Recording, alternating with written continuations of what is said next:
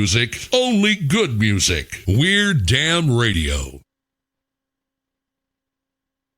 And hello, good evening, and welcome. I am Samuel Trapp. This is Damn Radio, and you are listening to me on International Flavor. Thanks for joining me tonight. I'm very glad to have you. Lots to discuss tonight. I'm going to start slow and hopefully not get too worked up, but we shall see what shall be seen. How do you like them apples? The first thing I wanted to do tonight, well, after I offered you the opportunity to phone in, should you like, at 573-746-8020, is number one, give you a bit of an update. And number two, I want to perform a divorce consult. For back when I practiced law, I did some divorce work, okay, in the state of Missouri, and I can't imagine. How do I want to say this? It wasn't a favorite. It wasn't something that I absolutely hated. Like anything else in the world, it depends on who you associate with when you're going through something like that, and maybe somewhat upon the advice that you get. And this will come to a point when I tell you this, what I'm talking about. So basically, you have several different types of clients that come into you that are looking for a divorce or think they might need to get a consult about getting a divorce. And these people come in and they range from all types. You'd have the man come in and some man would say, F that blah blah blah, that's so and screw her and screw this and screw that, and I'd rather pay you 10 times as much just to screw her. That's one type of client. I hated those type of clients. They're never going to be happy anyway. The other one you hate is on the other end of the spectrum, who says, no, it's over. We just need to get this done and over with, and I don't care what that a-hole wants. He can take it all. I don't want his stuff. I don't need anything like that. I just want to be done with him. He's an a-hole, and I want out. Or vice versa. I can't imagine that these two clients these two aren't dead. Probably the strangest one I had was one where an old man, old woman came in, and they had been married in, like since 1940 something, after World War II. They had gotten married. They'd been married for 50 something years, and nearly 60.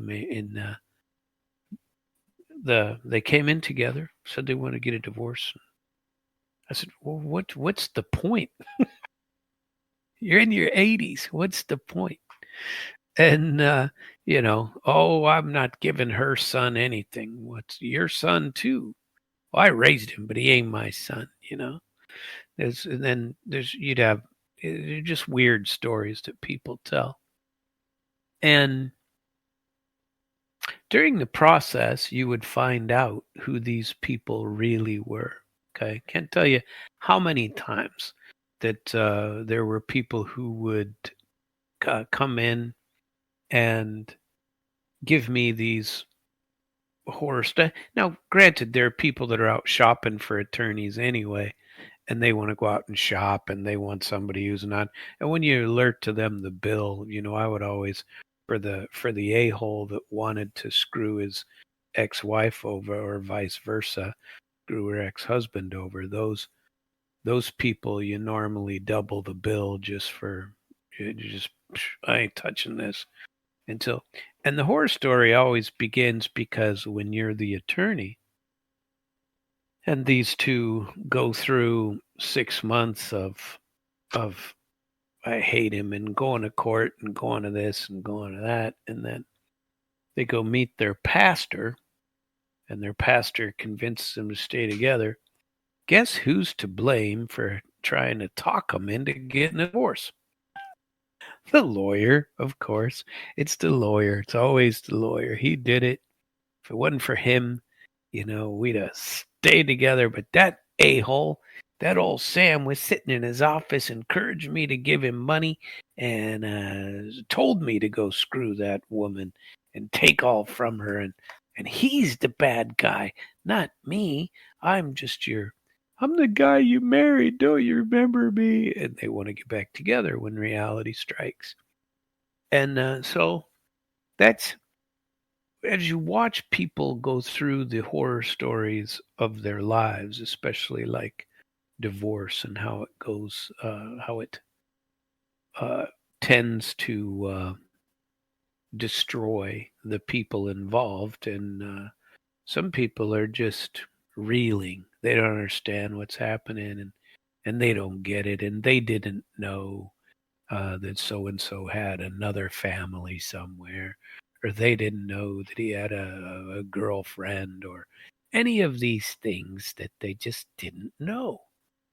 And now they're having to deal with something that they didn't know and how they put up with it. Well, watching people deal with the breakups and the split ups and the divorces is a big deal. And I would lecture them as follows. I'd say, look, here's a little bit of a I don't know, trick of the trade, if you will. I am not your marriage counselor, and I will not be. So, if you are just doing this to prove a point to the other side of the equation and get them to see the error of their ways, go to your priest, go to your marriage counselor, spend the money, but get out of my office.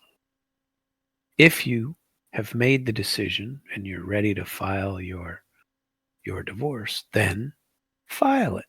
Now, half the time that don't work anyway. And now I can tell you that I had an ex-wife now that we must have filed divorce 10 times. I wanted to stay with her. She wanted to stay with me. Hell, we probably still got feelings for each other. I think she's one of the best people on the planet. Okay. And I can say that honestly.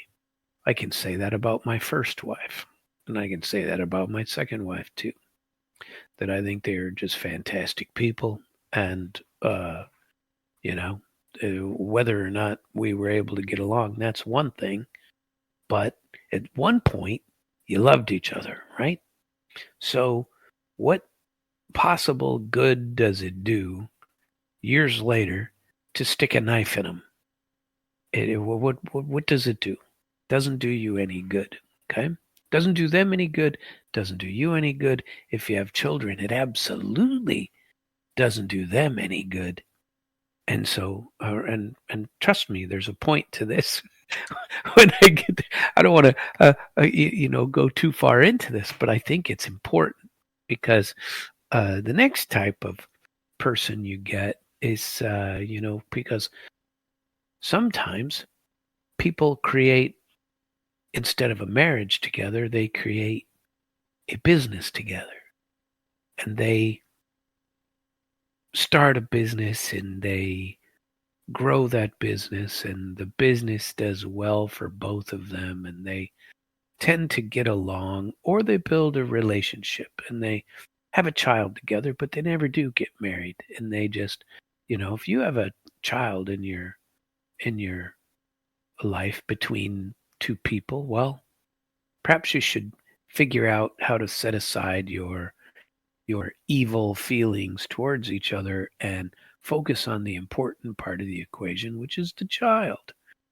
Or if it's a business, and don't be, I don't know, Microsoft and turn it into MS-DOS versus Microsoft and fight for it the rest of your days, or wasn't there something having to do with Facebook doing that? I don't know if that movie was true on TV, but I quit watching it about halfway through. It's the evil ways of people that do that kind of thing.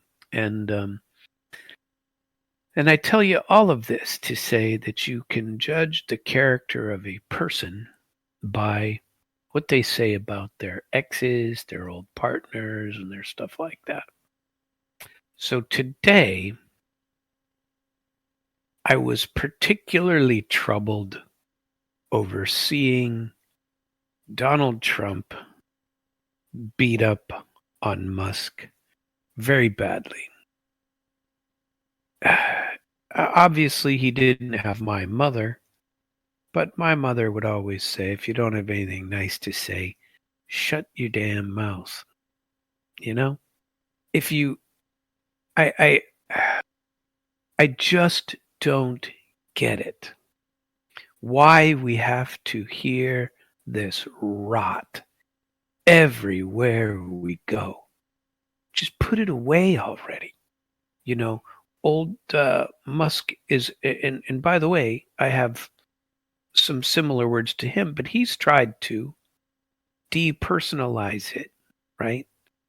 And at least lately, I mean, I know they were both, throwing stones at each other several weeks ago, but that was an embarrassment for the country.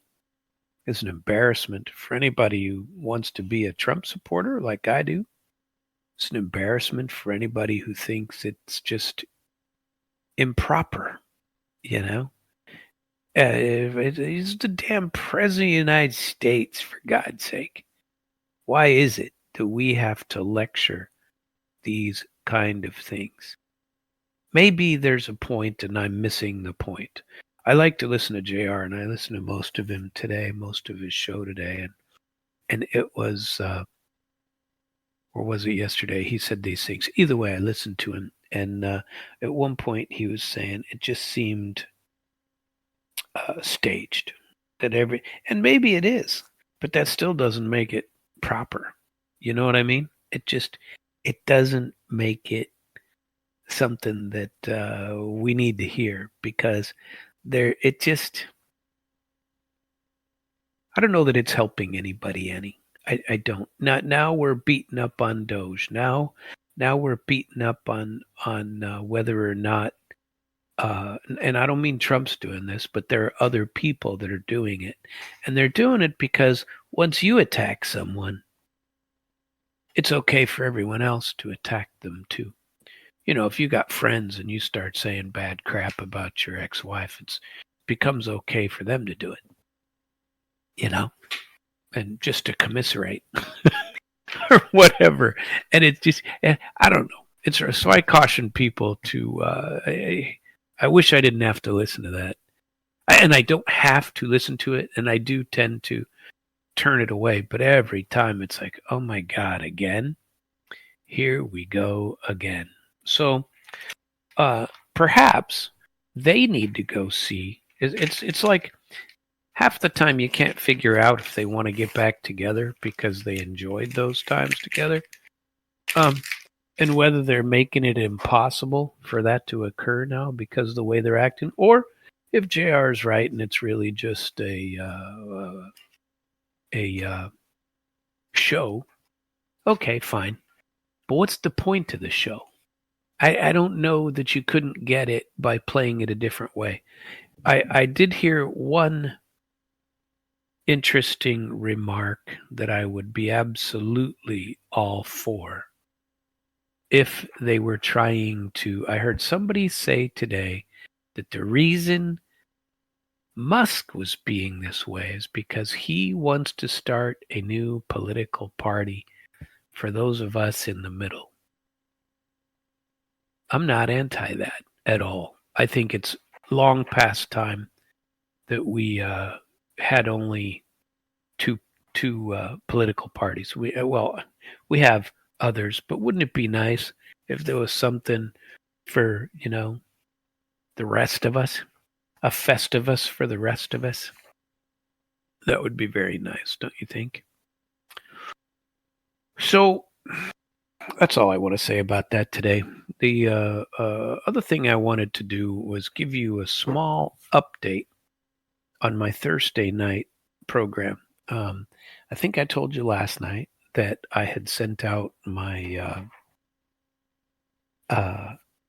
sunshine requests to the Supreme Court of Missouri, to the Missouri Bar, and to the governor. And then I sent out a press release saying I was searching for some of these, and I got a response back from one press organization. And, you know, I've had some time to think about that response, and what it entails, what it says. And I now am ready to respond.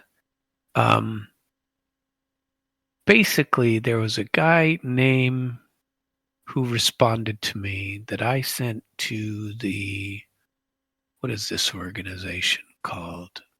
The Missouri Independent. I think it's a newspaper, not positive. Guy named Rudy Keller. And basically what I did was I sent my press release saying what I was trying to do and why. And it's a pretty involved request that I've requested for information, and I'll tell you the whole story about it on Thursday night and give you read every bit of information to you. But what's pretty funny is that it's an extremely broad request. And I'm one of the programs I'm after, and I've spoken a little bit about it several times. I am not a fan of the nonpartisan judicial selection. And I think it's a nonsensical method of picking judges. And it also tends to exclude the only people that should be concerned about it, the electorate. It excludes people who would otherwise select judges or have a say in the election of the judge. They don't get any say in electing these judges. Very tiny say, if at all, that they get. And so the response that he sent to me went as follows. He said, "You're mistaken if you think the names and the other information about judicial applicants for the positions filled by nonpartisan court plan are secret. Perhaps you just don't know where to look. Here's an example of the type of public news release created when a vacancy occurs and the period for qualified applicants has ended." Then he sends me a link. "There was a time when this type of information was never released. It has been about 20 years since secrecy was maintained on that level. Good luck in finding what you are so obviously intending to find." And I've had a little time to think about that and think about what he said. Well, the unfortunate part is he didn't even read what I said. If he thinks all that I'm after are the judicial candidates, he absolutely didn't read. He didn't bother. He jumped straight to the end of the line, and he knows better than me what I'm requesting, apparently. He just chose not to read it and chose to, I don't know, tell me that perhaps, obviously, his opinion is, well, maybe I don't want to jump to any conclusion, but it seems to me that his opinion is, oh, this is a very open process. Nothing to see here. And I got to thinking about this, and I thought about it last night. This just leads me to believe that here we go again. The press is just absolutely complicit in this. I mean, part of me is I want you to listen to what I have to say on Thursday. I really do. But it'd be more important if somebody like him, who has the ear of the public through whatever publication he had, Missouri Independent. I imagine it's pretty independent. But I was just looking for people, that did sometimes political news stories, and I had a list of them, and this was on it. so, so it's not like I know the guy, I don't read the Missouri Independent. Maybe I should, and then he can school me on how the nonpartisan judicial selection is not partisan. But I don't know. I say this. I got a response from the governor's office today as well. And what the governor said wasn't the governor, obviously, but his office said, from the governor's office, blah, blah, blah. Sunshine, to me, please see attached. And the letter comes from Mike Kehoe, the governor. Sunshine Law request. Dear Samuel, this is to respond to your request under the Missouri Sunshine Law, dated June 30, 2025.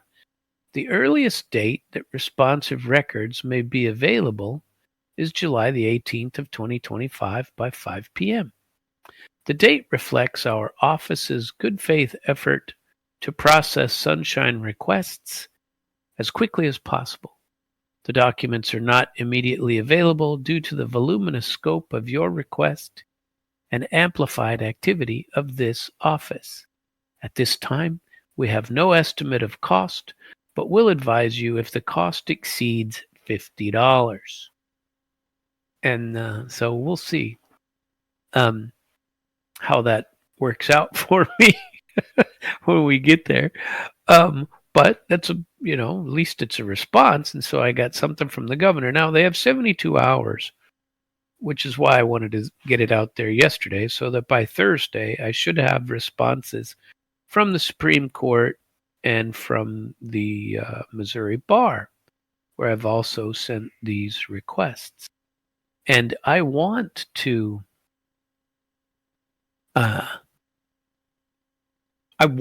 think well of the process. I don't want you to think that, my mind is pretty much made up because I already know quite a bit about the process. And I know what I expect to find, and I will go through what all I have asked for come Thursday. And if we have to stretch it and go on, that's fine. But I'm probably going to extend the time frame and have that show run further if I have to, so that I can get all my thoughts off in one show. And so if I have to extend it to, I don't know, 2 hours, 3 hours, I'll do that. And so that the whole show goes on without a hitch. But it's the real fight starts now. I've always thought this way, and I've always thought that I wanted to do something like this because there's no the same old people are doing the same old creation of the same old power base, and it's the same everywhere. This is the same old power grab. The public has nothing to do with it, and that is that. And you'll see my points when we get to it. This Thursday, 2 nights from tonight, on the 3rd. I don't know. I hope you all tune in and listen. I want to talk about the real machinery behind the judicial power in this state. There's a 7-member commission that picks judges. There's a secret panel that silences lawyers. And who is in charge of it all? The bar. The bar. And so we've asked for the records. We want to know who sits on these committees. and more importantly, how they get appointed and who makes the final call. That's I'm interested. But just to let Mr. Rudy Keller know, I'm not asking for a press release. I'm asking for some evaluation documents. I'm asking to score the system and how it works, because the only information you get about it is, oh, geez, it's working. It's great. It's planning. Many other in the country are modeled after ours. That doesn't mean a damn thing.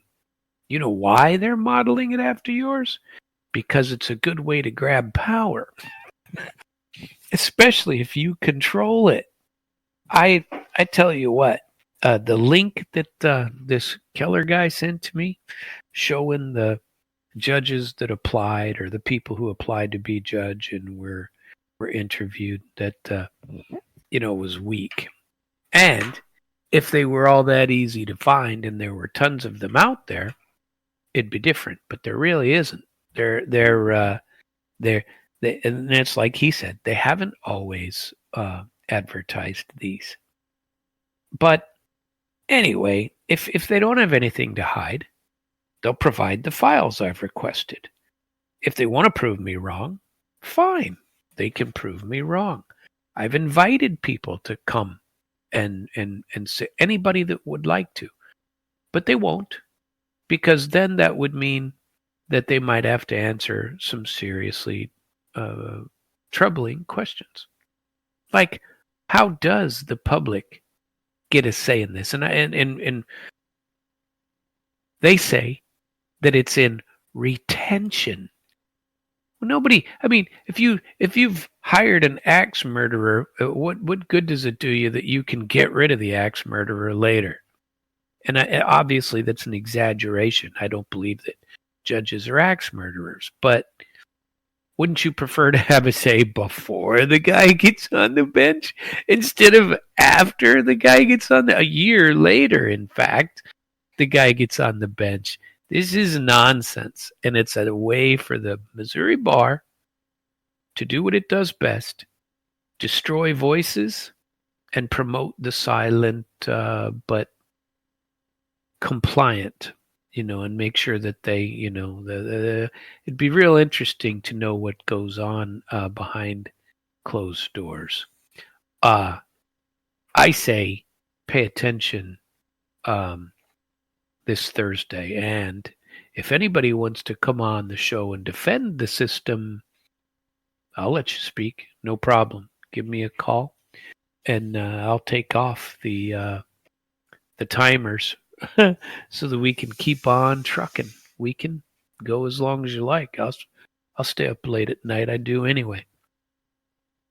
So I do want to talk about some of that stuff. So those two issues to me are kind of important. And I want to go back to Trump for just a minute. I like Donald Trump. I support Donald Trump. I really do. And I have always felt the exact same. I support him, but damn it, can't you just stop the drama? Drop the drama. And that just doesn't happen. Somebody filed something not too long ago, and I don't know why. I think people are sending me these now to my Samuel T at International Flavor webpage, and it's interesting. I got one today that says a history teacher explains the psychology behind the Trump cult. How do you like that? I don't know why I am getting these spam, but there you have it. It's kind of interesting. I did a little bit of a show prep as well on where we go from here. There's been a lot going on you know what? I don't want to change topics just yet, though. I want to go back to where is it? Let me get to it because there was an interesting analysis by a guy named Schlevodsk, Professor Schlevodsk Compass. And I don't want to tell you I agree with this. I don't want to tell you that because I don't. But in some of it, he has a point. And this is still about the old, well, it's a reversal. We're going back to the old Trumpster for just a second. And where is the entire article? Let's get to it. And here he is. I found it interesting, but of course I like numbers. I like economics. I like it. It's called Professor Schlevod's Compass number 18. The 5 fault lines under Donald Trump. Now, bear with me on this. It's a bit complicated, but I have faith in you, okay? It's by Professor Kai Alexander Schlevot, a globally recognized expert in strategic leadership and economic policy, who served as a full university professor at the Graduate School of Management of the St. Petersburg State University in Russia. He also held professorships at the National University of Singapore and at Peking University. So pretty much a stud muffin among men, wouldn't you say? The fault, dear Brutus, is not in our stars, but in ourselves. William Shakespeare, Julius Caesar. At his resolute desk, Trump sits like a force of nature, waging war, bending markets, crushing dissent with a single gesture. He doesn't follow rules. He rewrites them. The world's on edge, all eyes on him, but he doesn't blink, he dominates. One man, one will, total disruption. But step past the drama and a different picture emerges. Beneath the surface, fault lines are running deep, primed to rupture. The final reckoning? Trump's presidency is headed for failure. These are the fatal 5, the interconnected weaknesses that spell his likely downfall, a web of vulnerability captured in the 5F framework. And I don't know if any of you have heard of this. I've seen things similar. I don't remember exactly these, but he has all these arrows pointing to a picture of Donald Trump. And the first, number 1, flawed mindset. 2, flawed ethics. 3, flawed leadership. 4, flawed politics. And 5, flawed economics. Okay? And I'm reading this. I'm going to explain this to you while we read it because I'm not saying I absolutely agree with it, but look what's happening right now. And so this kind of goes together with what I was saying about Elon Musk and what was going on and the rifts, if you will, in the chinks in the armor, the F words on the tarmac before getting into your jet, the bad words, fights going back and forth, all of it, but especially with people that are supposed to be your allies. And then, in my view, the slipping into the different camp of the neocon camp. Now, JR definitely agrees with me, and I've listened to his thoughts on this, and I may disagree with me. I'm not saying it that I've disagreed with it. How do I work my way through things? I talk through them, and I consider all kinds of different angles, and this is one that Keep your friends close and your enemies closer, remember? So let's go through these 5 F's, though. The flawed mindset. No escape from character is destiny. U.S. President Trump has often shown the right political instinct, seeking to end conflicts, challenging entrenched ideology, pushing back on progressive social agendas. More than once, he has acted with defiant bravado, doing what he believes is right, even in the face of opposition. Breaking decades of deadlock, he met North Korea's leader. Undeterred by criticism, he engaged President Putin, isolated in the West over Ukraine and alleged election meddling. Meanwhile, he boldly bulldozes progressive diversity politics, which are spiritually, morally, and socially corrosive and truly regressive. Braving the shrieking fury of woke inquisitors, their relentless pitchfork brigade, why can't I speak?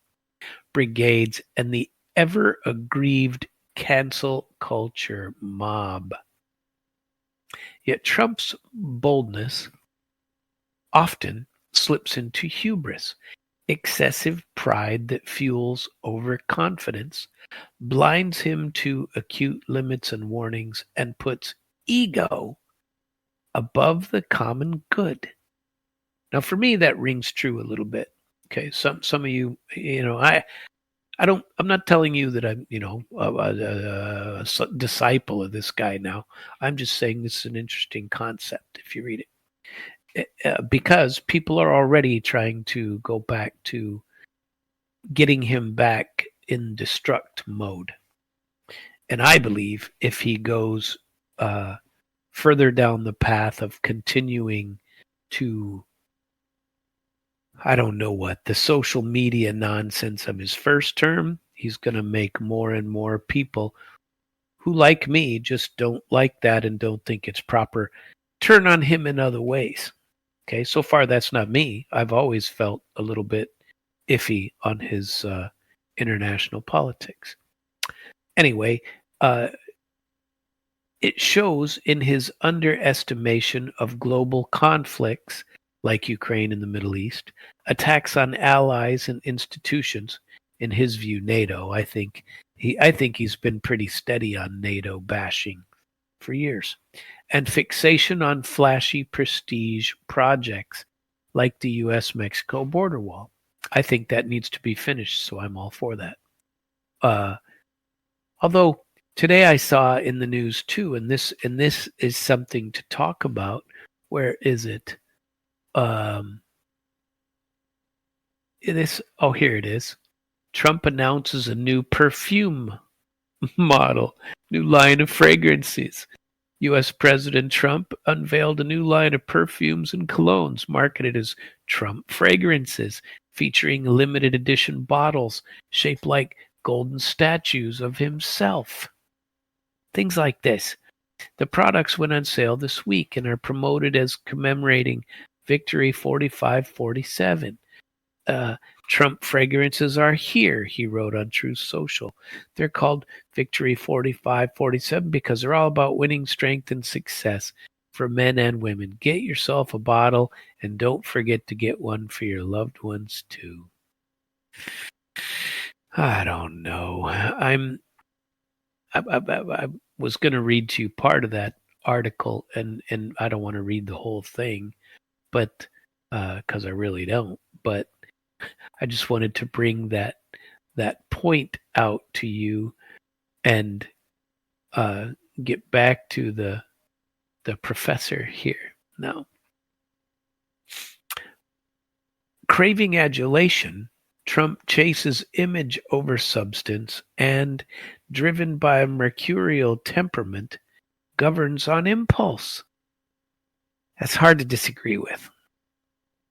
Pride, arrogance, narcissism, and impulsiveness can make a leader dangerously vulnerable. The taco label, Trump always chickens out, may have been floated to bait him into proving his toughness, but this is speculative. Regardless, that jab may well have nudged him toward a radical and fateful choice, striking Iran unprovoked despite unequivocal evidence that Tehran possesses no nuclear weapons. Now, I know that JR disagrees with that too, but I happen to think that's accurate. He listened to Netanyahu, he listened to wrong people, and that's that. Trump's massive ego makes him easy prey for flattery. Before 2025 NATO summit, the U.S. Commander-in-Chief eagerly circulated a glowing message from the Alliance Secretary Mark Rutte. The Trump whisperer, well, I read that for you last night, and how ridiculous it was, and and my Monty Python quotes, because it's just BS. The guy's a complete, and I don't mean Trump, I mean this Rutte guy. He's got his nose so far up Trump's rear end, you don't know where he ends and Trump begins. It's nonsense. And this a-hole doesn't talk like that. But if you do, well, Trump will, help you out. Never mind that Rutte, a European himself, would help foot the bill as a taxpayer. The guy's, I don't know, Rutte. And so that's part one. That's one of the 5 flaws. Okay. The next one, flawed ethics. There are limits to might makes right. Even the most powerful leaders have typically deemed it necessary to cloak their ambitions in moral reasons to gain legitimacy, unify people, rally support, and ease resistance, like Julius Caesar framing his conquest of Gaul as a civilizing mission. Fast forward centuries to Napoleon, who sold his wars as fights for liberty, even as he built an empire. Consider his famous call urging troops to champion the Italian people.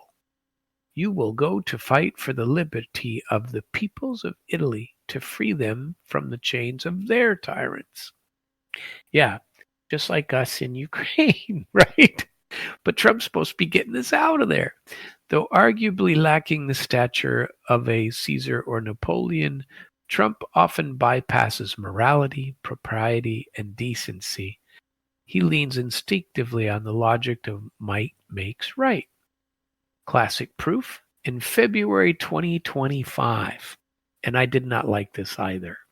He proposed turning Gaza, a densely populous place with striking disregard for human suffering, described as a demolition site, into a U.S.-run Riviera without Palestinians. He casually shrugged off the U.S.-Israeli attack on Iran as just 2 kids in a schoolyard. He cynically reduced a deadly high-stakes war, one which threatened world peace and risks unraveling the global economy, into a trivial, harmless spat.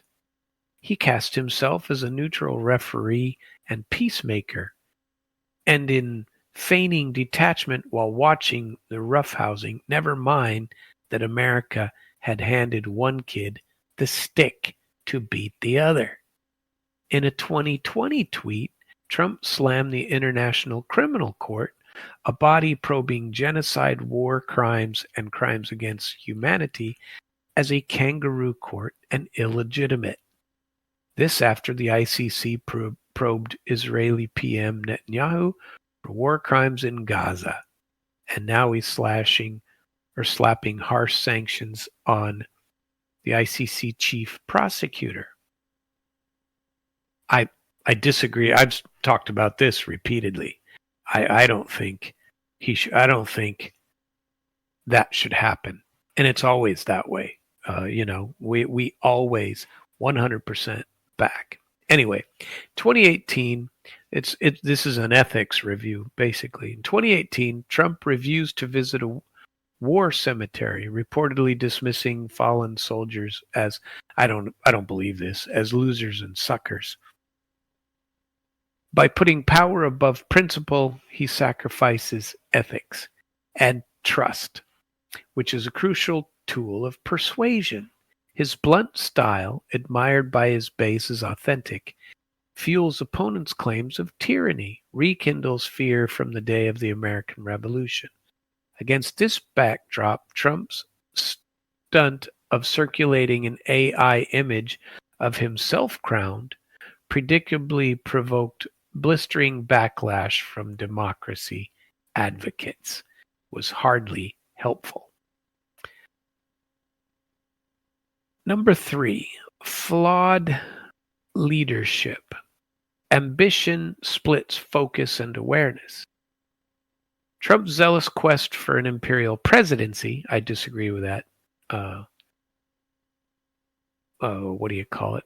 That statement. An American restoration splinters strategic focus on coherence and engenders a chaotic juggling act.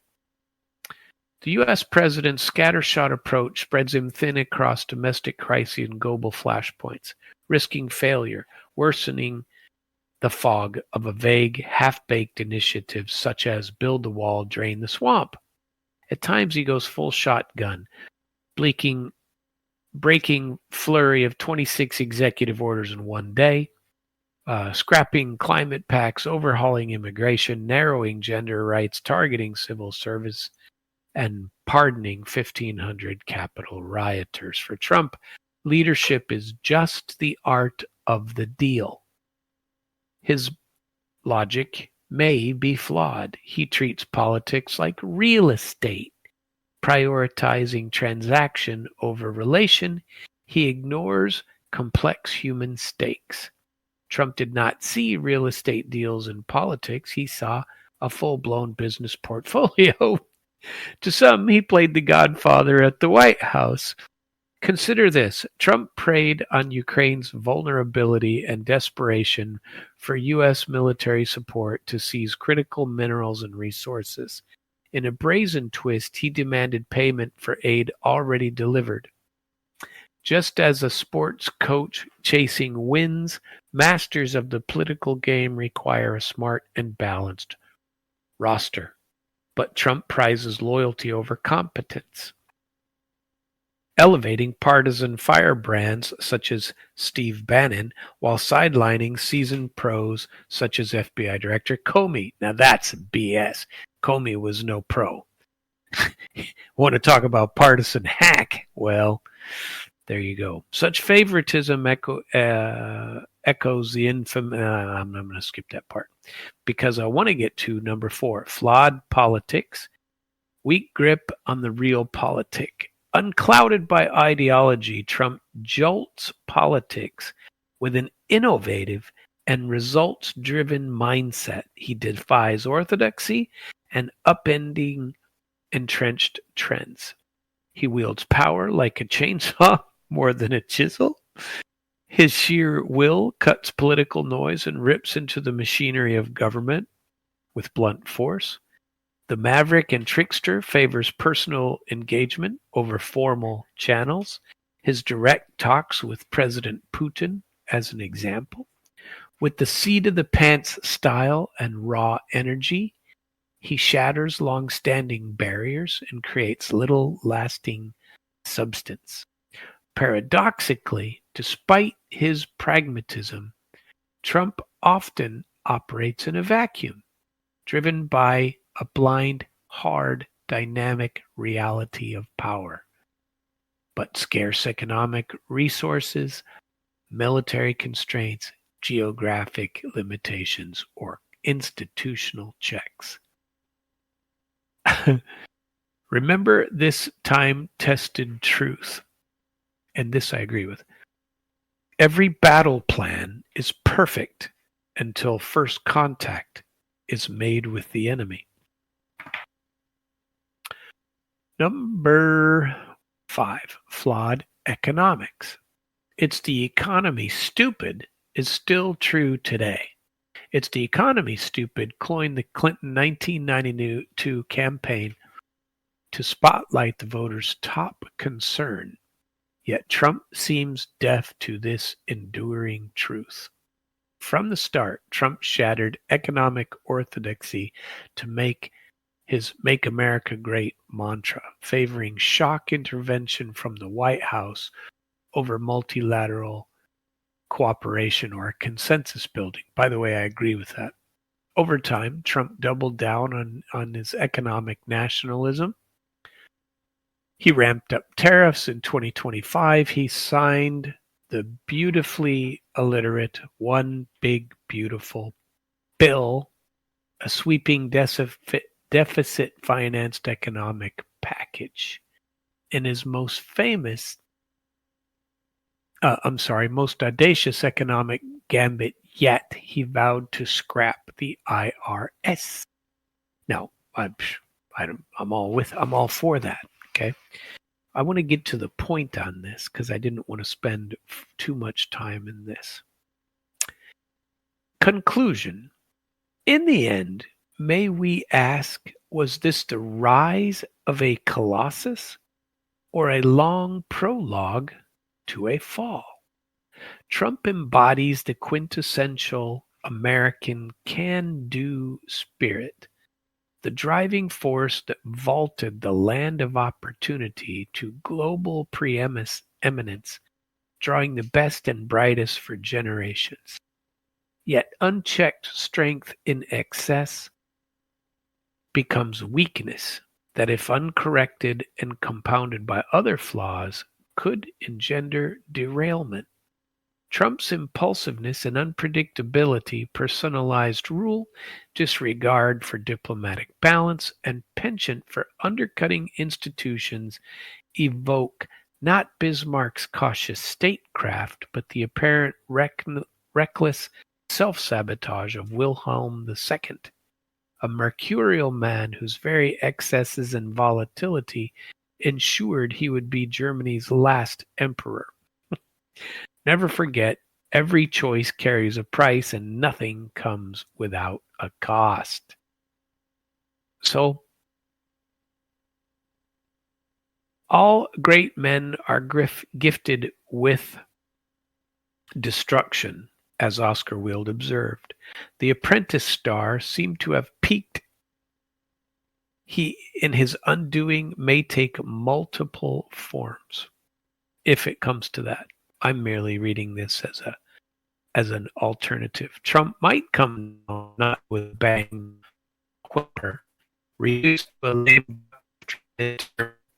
humiliating his party. I hope it doesn't happen. Or packing exits or president's criminal conviction, or no structure at all. Trump is stuff as the man can be compared to typical classic, not a hero or not a driven, but a flawed, elevated figure. Two weaknesses often and arc of tragedy. Whom the gods would destroy, they first make mad to one fellow. Anyway, I wanted to go into that article on the 5 in part because of what the attacking of Musk, of the, I don't know, of the constant Truth Social of the, I see the kissing ass of this Ruda guy. That absolutely was just fake stuff, you know. People have made fun of him for days over it, and Trump is eating that stuff up. Trump likes it, but all we got out of that was 5% NATO in 2035, meaning not at all, in my humble opinion. I don't think that's going to happen. Anyway, I wanted to put that out there. I also wanted to talk about, and I meant to do this before I got to that article, Trump says Doge should investigate Musk. U.S. President Trump has suggested that Musk should be investigated by DOJ, for allegedly benefiting excessively from government subsidies. Musk, a former ally, stepped down as head of DOJ last month amid disagreements with the president over the big, beautiful bill, which includes a $5 trillion debt ceiling increase.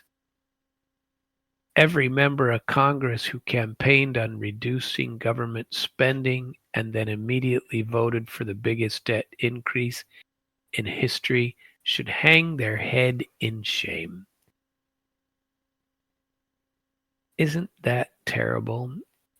Trump, who claims that the actual reason for Musk's anger is not the big, beautiful bill, but his plans to roll back the government electric vehicle subsidies. And that is what I saw live that I just didn't care for. Do we have to put every thought out there? I don't know. If you're the president, I mean. Another country, foreign minister, Slovakia. Foreign Minister Juraj Blanar has said that the Ukraine conflict cannot be resolved by military means and says that the West needs to engage in direct talks with Russia. On Sunday, on a discussion program on Slovakia's public broadcaster STVR, he warned that escalating tensions could trigger a global war. We do not want a war between Russia and NATO to break out because that would be the Third World War. We want the conflict to be settled peacefully. He stressed the importance of diplomacy. Did you hear that Macron? I'm going to tell you about Macron calling and speaking to Putin today, calling for a return to respect for international law. Slovakia, along with Hungary, has consistently pushed for de-escalation and is opposed to further sanctions against Russia. Well, the Kremlin repeatedly said that it has no intention of attacking any NATO member state, and so they don't need to be spending 5% of their money on increasing their arms. Remember me telling you last night about the Russian journalists jailed or arrested? Now they're going to jail.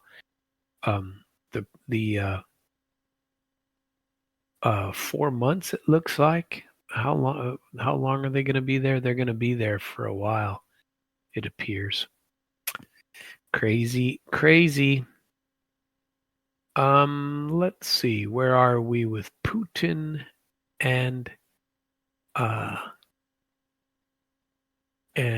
old what's his nuts? Oh, shouldn't talk like that. Putin and Macron. Putin and Macron discuss Ukraine, a full Kremlin statement, right? Here, it's not that long, so I'll share most of it with you. President Putin and French President Macron held their first phone call in nearly 3 years on Tuesday. Maybe the old Trumpsters having an effect, huh? And they discussed key issues including Ukraine and Iran. The Kremlin released an official statement following the phone call. Vladimir Putin had a phone call with Putin. The two leaders detailed discussion of the state of events in the Middle East. Putin and Macron emphasized that Russia and France, as permanent members of the UN Security Council, have particular responsibility for upholding peace and security in the Middle East and elsewhere, as well as for preserving the global non-proliferation regime. In this regard, it was noted that respecting Tehran's legitimate right to develop peaceful nuclear technology and continue fulfilling its obligations under the Non-Proliferation of Nuclear Weapons Treaty, which includes cooperating with the IAEA, was crucial. That's the first time I heard that Putin agreed with that. The two leaders spoke in favor of settling the crisis around Iran's nuclear program and any other differences, and they've agreed to maintain contact.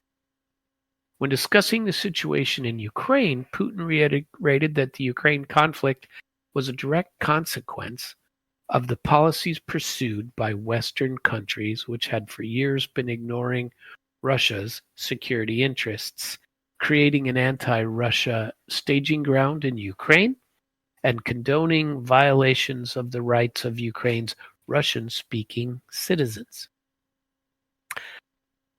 Speaking about the prospects of peaceful settlement, President of Russia confirmed Russia's stance on possible agreements. They are to be comprehensive and long-term, provide for the elimination of the root causes of the Ukrainian crisis, and be based upon new territorial reality. So, remember me telling you last night about the AI fight I got into with my AI lady? We were arguing about the elections or the referenda held in the Donbass region, Donetsk, Lugansk. And these things occurred back in 2014, just like they did in Crimea. Only Crimea elected to join Russia, okay? With the Donbass areas, Lugansk and Donetsk, they did not. They were going to stay independent. They weren't trying to leave Ukraine. They just wanted to have a say in their own,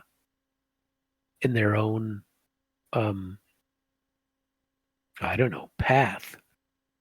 And they didn't have it because although they were 95% Russian at the time, and that's probably a high number, but that call it 80% to be fair, because I'm sure it's at least 80.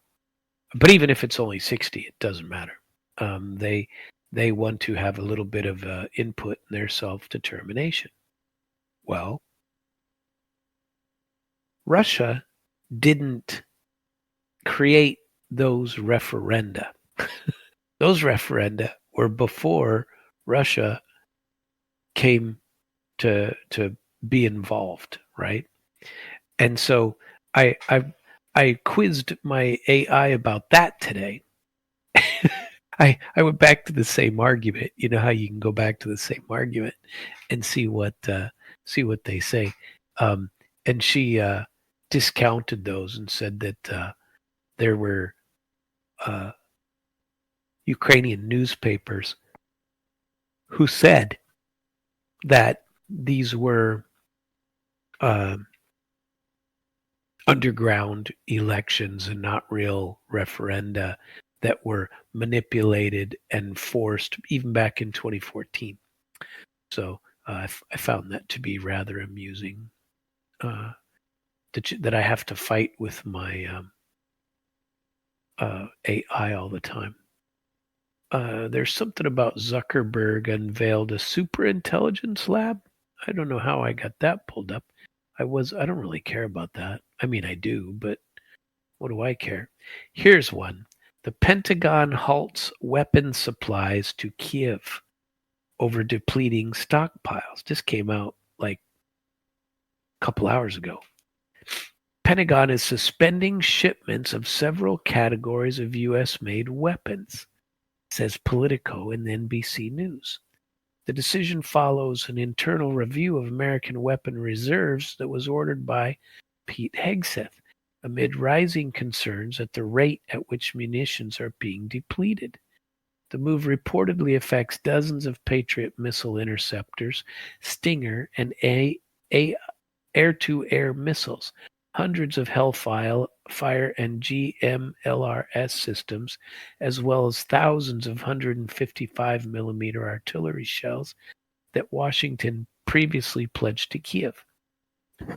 Some of the weapons are already positioned in Europe and are now being withheld before handover, says NBC. The weapons in question have been funded under the Biden administration through two mechanisms: direct drawdown from existing U.S. military stockpile and the Ukraine Security Assistance Initiative, which contracts new production from defense contractors. Trump administration has not requested any additional aid, and I hope it stays that way, and existing resources are expected to last only several more months. But they've been saying that forever. Somebody's pumping them full of stuff in the U.S., and it's not NATO. It's not just NATO. The U.S. has got to be in on it. White House Deputy Secretary Anna Kelly defended the move as a necessary step to prioritize American defense. This decision was made to put America's interests first, following the DoD review of our nation's military support and assistance to other countries around the globe. The strength of the U.S. remains unquestioned. Just ask Iran, she said, without confirming any details.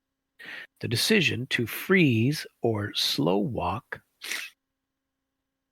the remaining aid without formal notice to Congress may raise legal concerns similar to the 2019 withholding of some Ukrainian assistance under Trump's first administration, a move the Government Accountability Office ruled unlawful at the time.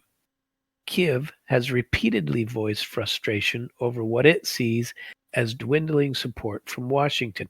Well, why would you expect support from Washington? Seriously, I realize that you feel that at Mr. Zelensky that you're doing the work for America, but nobody asked you to. At least not the American people. Our American, government weenies, who want to create enemies that don't exist. They have not had your back, but the rest of us are they, by giving you more money, I mean, we don't want to pay for this war. No more. Ukraine's Zelensky met with Trump at the NATO summit in The Hague last week, but received no firm promises. Trump said patriots are very hard to get, and that the U.S. needed them for its own defense, more importantly, and for Israel. I don't understand that either. Israel's no more important to us than Ukraine is. Trump stated he intends to negotiate a ceasefire with Moscow and bring the conflict to an end. Hegseth said last month that the White House is reducing military funding to Kyiv as part of its America First strategy.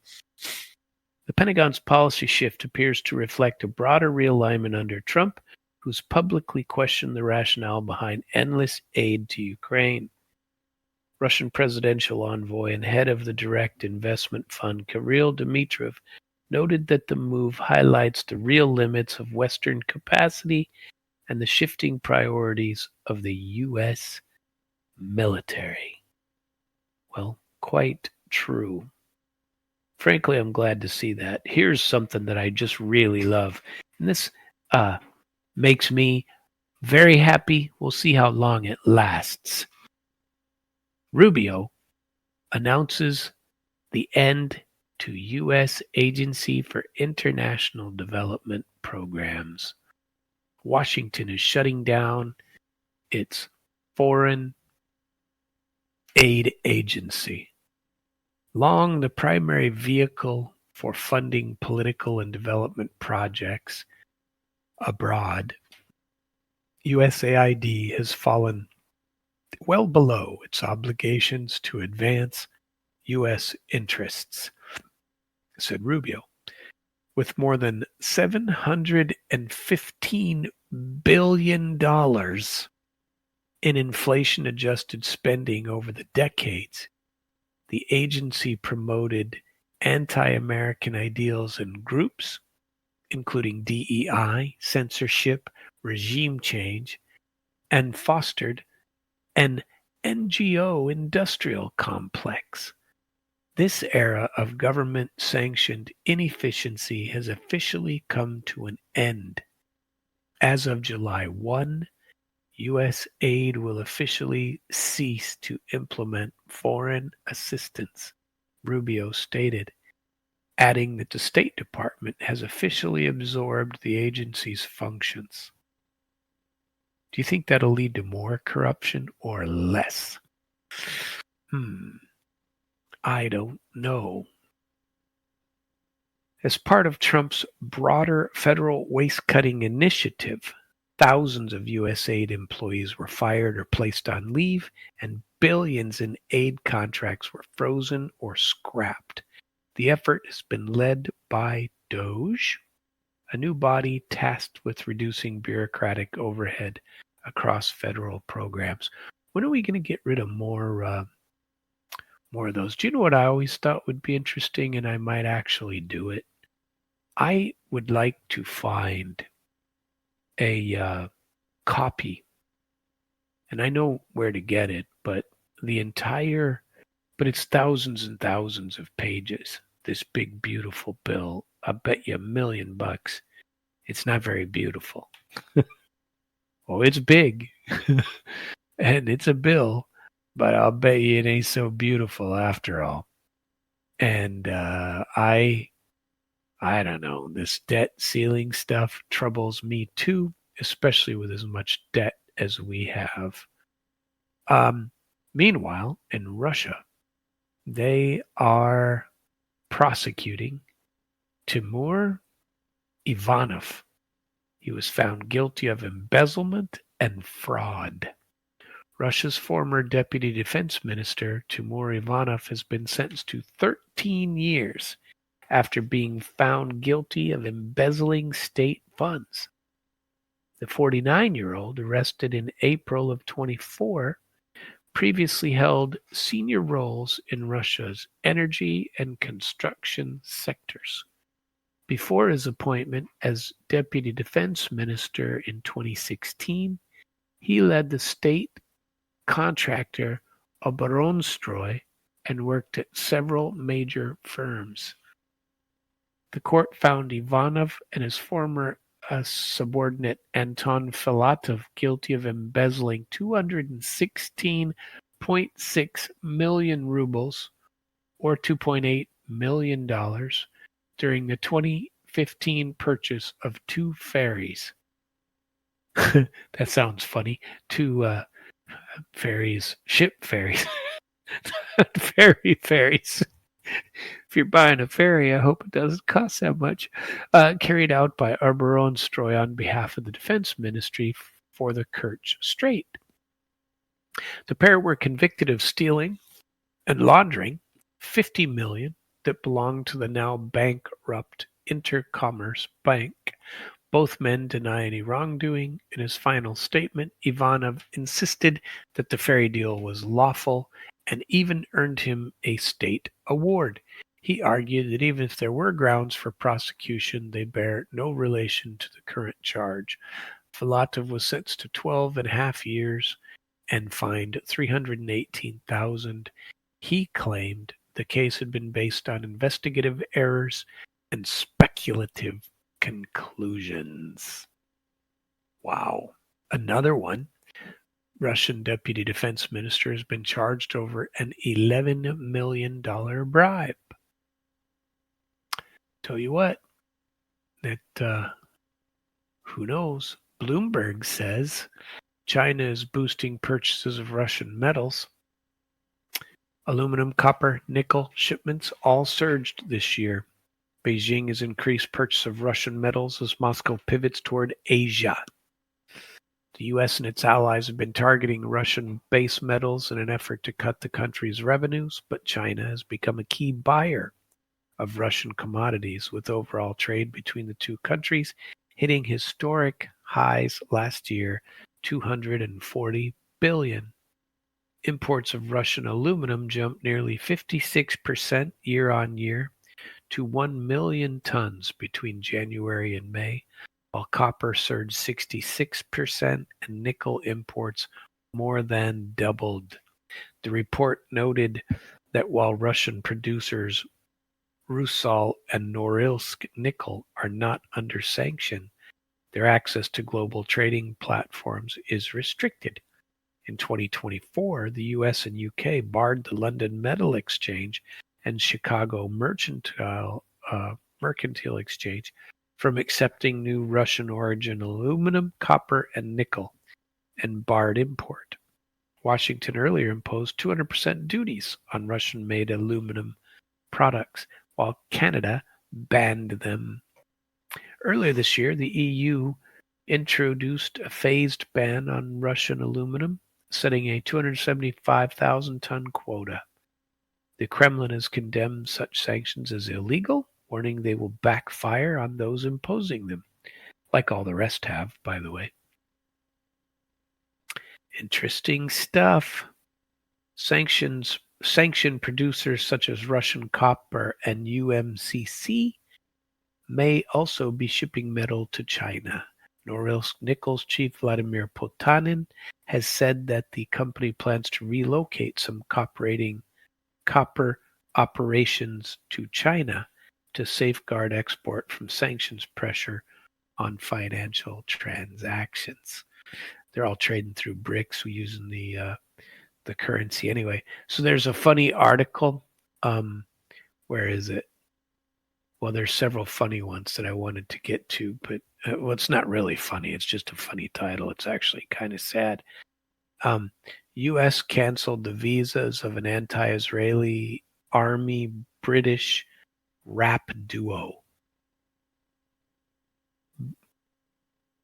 Apparently, the guy chanted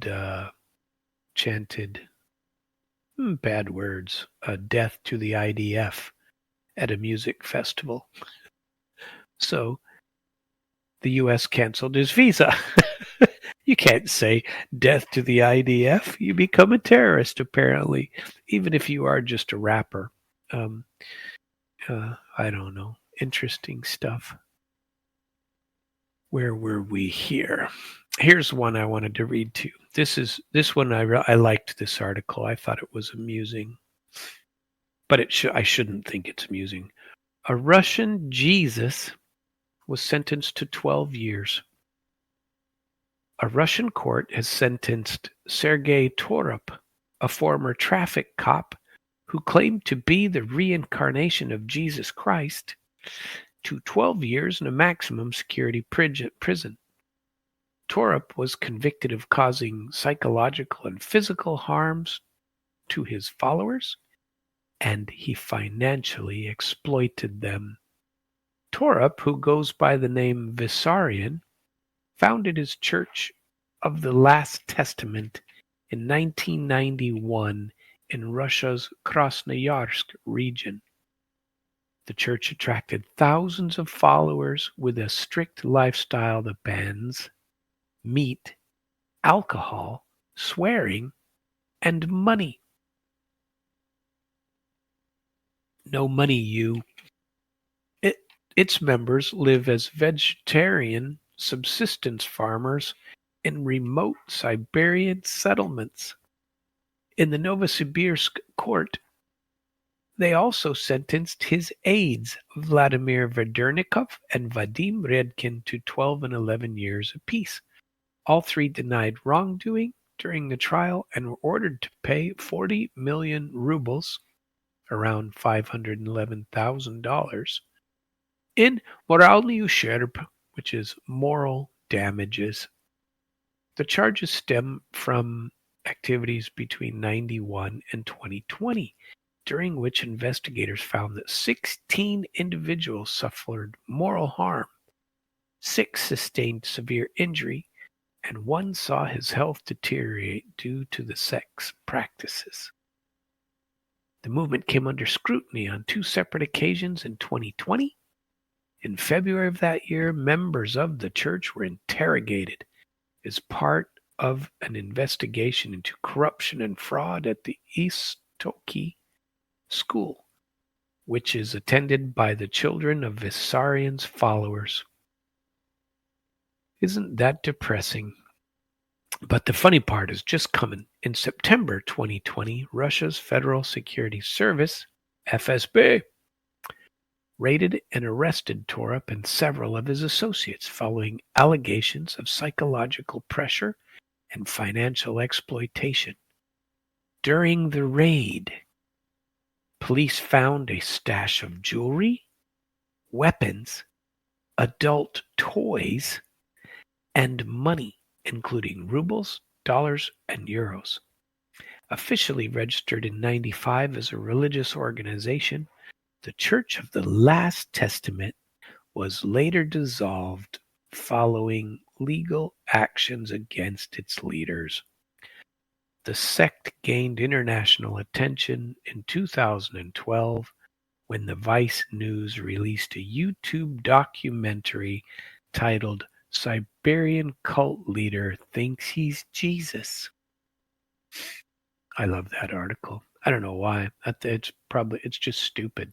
I mean, we got people over here who say we're Jesus, say they're Jesus, don't we? Didn't we have a couple of those? But he's a reincarnated Jesus. So maybe he's not really Jesus anymore. I don't know. The stuff between Azerbaijan and Russia is not good.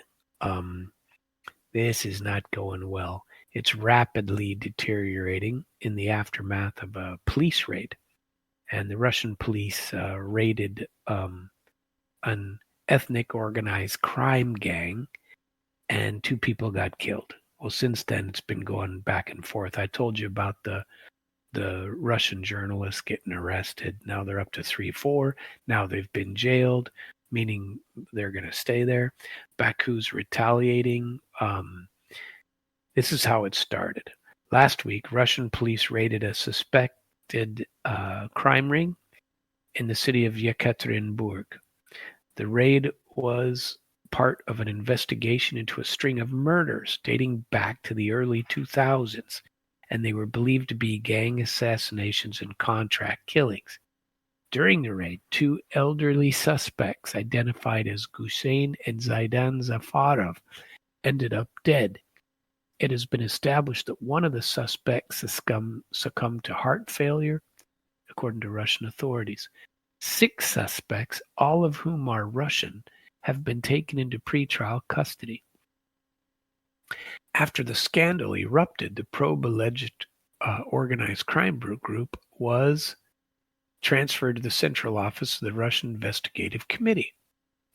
But Azerbaijan played the ethnic card. The raid and the death of the suspect invoked fury in Azerbaijan, with multiple politicians and public figures demanding retaliation against Moscow and accusing Russian authorities of targeting the alleged crime group based on ethnicity and not anything else. Shortly after the incident, Azerbaijani Minister of Culture canceled multiple events involving Russian performers, while the country's parliament delegation scrapped its visit to Moscow. On Monday, the National Food Safety Agency reported the destruction of 639 kilograms of onion rings imported from Russia. On Tuesday, Baku accused Russian law enforcement of beating the Zafarov brothers to death. The bodies of the suspects had been transferred to Azerbaijan for burial, and local medical examination allegedly showed both suffered from severe blunt force trauma. And then you already know the stories of the, the journalists that I told you about. On Tuesday, Azerbaijani police also arrested 8 Russian nationals, claiming they were members of a group involved in cybercrime and drug trafficking from Iran. The latter country, however, maintains an extremely strict stance on illicit drug trade, and it's a capital offense. The suspects were transferred to Baku in a heavily armed convoy. All the Russian nationals appeared to have been severely beaten up, with multiple visible bruises and blood. Footage from the court circulated by local media suggested they were all placed in trial detention for 4 months. Russian media reports, however, identified 2 suspects as IT specialists who had left the country in the wake of a conflict between Moscow and Kiev. Another detainee was reportedly identified as a Russian tourist who was in Azerbaijan on a trip. Not good. This is not good. And now 4 months in jail. Crazy stuff, friends and neighbors. Let's see here. There was another. Do I have enough time to get to this? I am not positive, but we're gonna try. This is by Valentin Laginov, who's a Russian journalist. It's titled, Ukraine Isn't Israel, and That's the Problem. U.S. President Trump secured his image as a peacemaker by swiftly de-escalating tensions in the Israel-Iran conflict. However, the methods he employed have little to do with the system of international law that the West swears by when condemning Russia's own military operation. So why has the situation in the Middle East become calmer while the Ukraine crisis rages on? Perhaps the answer lies in a comment Trump made during a NATO summit, when he said that something needs to be done about Ukraine because the situation is completely out of control, out of U.S. control to be precise. Why was the Middle East crisis easier to handle for Trump? Because Israeli Prime Minister Netanyahu proved to be a more predictable partner for Trump. Unlike Ukraine, Israel cannot depend on consistent support from Europe. For the past several years, Europe has assessed the actions of the Israeli military with increasing restraint and outright criticism. I wish more Americans would, frankly. Tel Aviv didn't have another external guardian, and this significantly strengthens Washington's position. The loss of U.S. support would have jeopardized Israel's entire security architecture, and a conflict with the White House was a risk Netanyahu couldn't afford. The asymmetrical goals of the parties play an important part as well. Israel declared that it wanted to eradicate the regime, an ambitious yet unrealistic goal. In contrast, Iran didn't seek to escalate the conflict. It aimed to maintain internal stability and minimize losses, a goal Tehran achieved, but one that Israel may have failed at. Nevertheless, both sides managed to save face. Netanyahu announced the destruction of key facilities of Iran's nuclear program, although leaks published in American media suggest that Tehran evacuated sensitive material ahead of time. Iran officially acknowledged some of the damage. Whether this statement was made as a strategic move to de-escalate or as an acknowledgement of real loss is of secondary importance. Key point is that both Israel and Iran have chosen not to escalate. It's likely that both sides calculate the risk involved. Israel did not anticipate a strong retaliatory response and realized it could not destabilize the Islamic Republic on his own. Iran, for its part, was probably unprepared for a war that would draw in the U.S. Washington, meanwhile, had no desire to get embroiled in a full-blown Middle East campaign. Trump managed to propose a way out, de-escalation without a formal agreement, but with terms that allow each to claim victory. What makes Ukraine more complex? I'm not going to make it. Well, we will continue with some of that tomorrow night, friends and neighbors. I appreciate you listening to me and being here on the show on a nightly basis. I do like it, and I am glad that you are here.